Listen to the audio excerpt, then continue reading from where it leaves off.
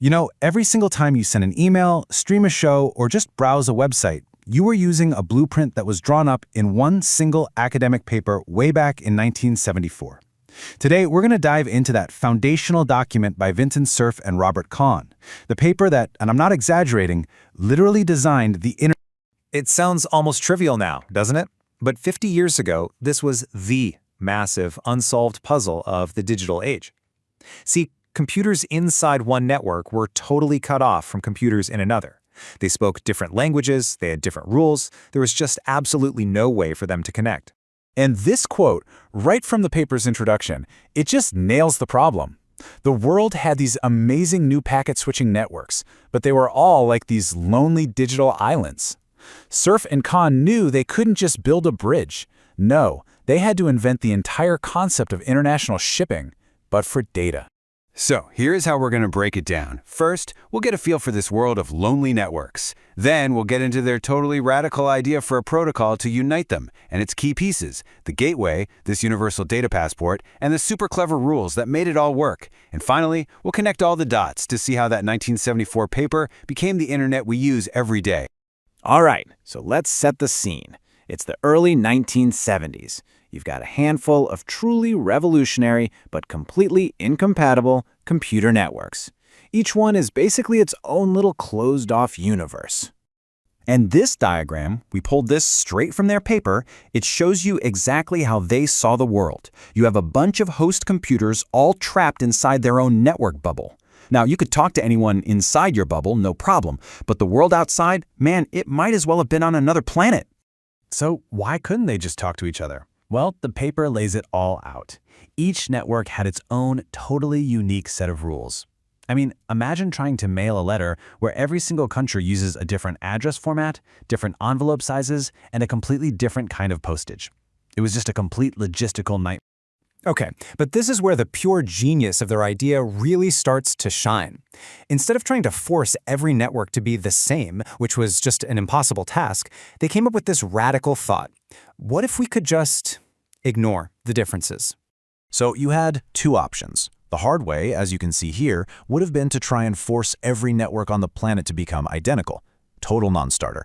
But the smart way, their way, was to just create a common language, a universal protocol that could run on top of any network you could throw at it, leaving all their internal rules completely untouched.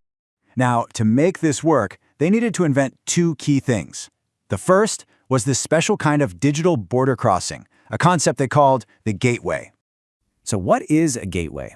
Well, think of it as a translator and a traffic cop all rolled into one. It just sits at the edge of one network, and its only job is to grab a packet of data, make sure it's ready for the next network on the journey, and then just send it on its way. That's it. It doesn't need to know anything else.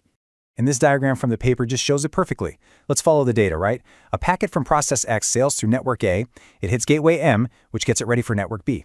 It crosses that network, hits gateway N, gets prepped for network C, and boom, it finally arrives at process Y. And the most important part, the networks themselves didn't have to change one bit.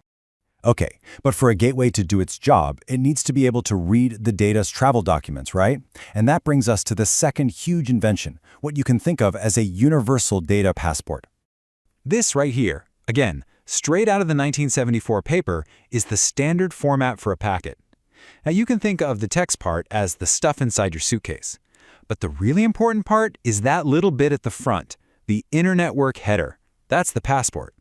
And this header? It's got two critical jobs. First, it's a universal shipping label. It doesn't matter what kind of weird internal address format the local networks use. With this standard header, every gateway on the path knows exactly where the packet came from and exactly where it needs to go. Its second job is all about managing chaos. See, data packets don't always show up in the right order, so the header has a sequence number. This basically lets the receiving computer act like a librarian, taking all these packets as they arrive and putting them back in perfect numerical order to rebuild the original message. So you've got addressing and you've got sequencing. That's a huge step.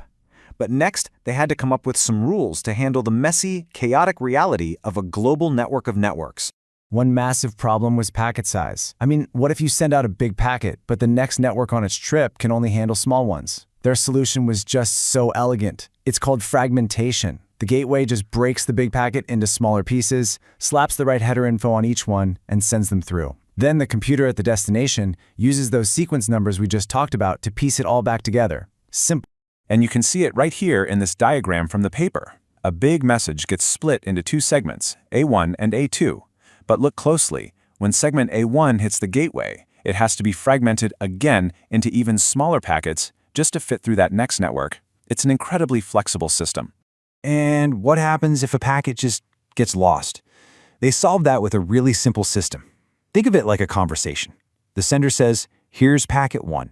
The receiver replies, "Got it." Then the sender says, "Here's packet 2." The receiver says, "Got it." But if the sender doesn't hear "got it" after a second, it just sends the packet again. It's such a basic idea, and it's pretty much why our internet connections are so unbelievably reliable today. So, the big question: how did this one academic paper from 1974 become the absolute foundation of our modern digital world? Well, the path from paper to practice was surprisingly direct. The core concept gets published in '74. Over the next few years, it's refined and actually split into the two protocols we all know today: TCP, which handles the reliability and ordering, and IP, which handles the addressing. By 1983, TCP/IP becomes the official standard, and today, it's the invisible engine powering the whole show. But here's a little detail that I just find fascinating. A real glimpse into how they saw the future. The original paper proposed enough address space for just 256 unique networks.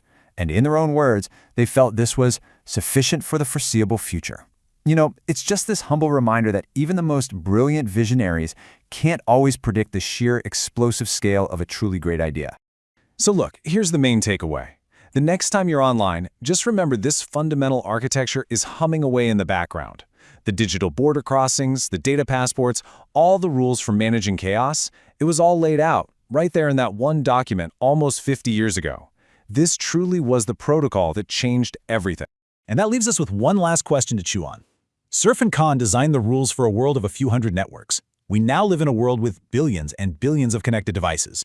So what are the simple, elegant rules of the road that we need to invent for the next 50 years of communication?